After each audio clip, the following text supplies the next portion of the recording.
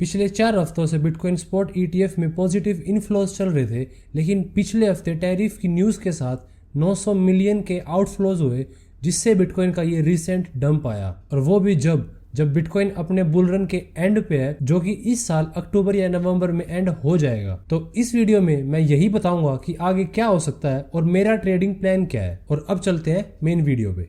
तो पिछले 2 हफ्तों से बिटकॉइन सिर्फ डंप ही करे जा रहा है। और अगर तुम मेरी वीडियोस को फॉलो करते हो तो जब प्राइस यहाँ पे था, हमने डिस्कस करा था कि ये कैसे एक बहुत अच्छा रेजिस्टेंस जोन है और हम यहाँ पे शॉर्ट अटेम्प्ट कर सकते हैं, जिसकी पूरी अपडेट मैंने टेलीग्राम पे दी थी, लेकिन इसकी बात बाद में। तो पहले मेरा प्लान था कि बिटकॉइन एक और लो बनाएगा इस सपोर्ट जोन में, जहाँ पे daily level, point of control और 0.8 एक साथ थे। तो ये एक काफी अच्छा सपोर्ट जोन था जहाँ पे प्राइस बाउंस कर सकता था। लेकिन वीकेंड आ गया, फिर वॉल्यूम बिल्कुल डाउन होगी। लेकिन कल रात को ये पंप स्टार्ट हो गया बिना मेरी लेवल्स को हिट करे। इस वजह से ये पंप एक करेक्टिव पंप हुआ इस डंप के बाद, जिससे हमको इस जोन में एक अच्छी शॉर्टिंग अपॉर्चुनिटी मिल सकती है दोबारा इन लोज को क्लेम करने के लिए। क्योंकि हायर टाइम फ्रेम पे हमारा पिछले काफी टाइम से यही प्लान है कि एक्स वेव यहाँ फिनिश हो चुकी है और अब हमने ये ए वेव फॉर्म करी है इस बड़ी वाई वेव के अंदर,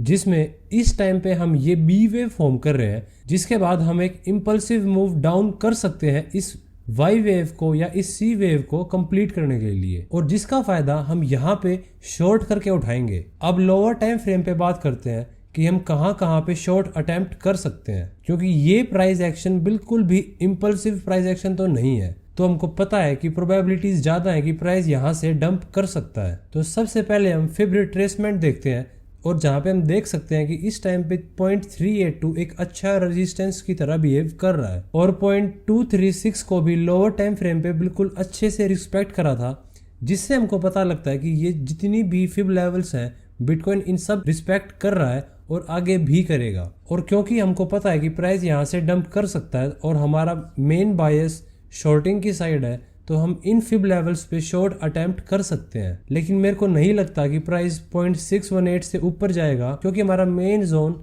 0.382 और 0.618 के बीच में है, जहां पे 50% के साथ हमारे पास डेली लेवल का बहुत अच्छा कॉन्फ्लुएंस है। तो प्राइस यहाँ पे भी रिजेक्शन ले सकता है, और इसी ही जोन में हमारे पास एक लोअर हाई भी है। और मैं बिना लिक्विडिटी हीट मैप को देखे तुमको बता सकता हूँ कि दुनिया भर के लोगों ने इस हाई के ऊपर अपना स्टॉप लॉस लगा रखा होगा, और बहुत सारे लोग एग्जैक्टली इसी जोन में लिक्विडेट हो जाएंगे। इसीलिए बिटकॉइन इन सब को लिक्विडेट करके फिर यहाँ से डंप स्टार्ट कर सकता है, क्योंकि बिटकॉइन को लिक्विडिटी ग्रैब करना बहुत ज़्यादा पसंद है। तो हमारे पास टोटली 3 शॉर्टिंग लेवल्स हैं जिनको हम शॉर्ट कर सकते हैं, लेकिन इनको हम ऐसे ही शॉर्ट नहीं करेंगे कि प्राइस यहाँ पे आया या हमने लिमिट ऑर्डर्स लगा दिए और हमने शॉर्ट कर दिया।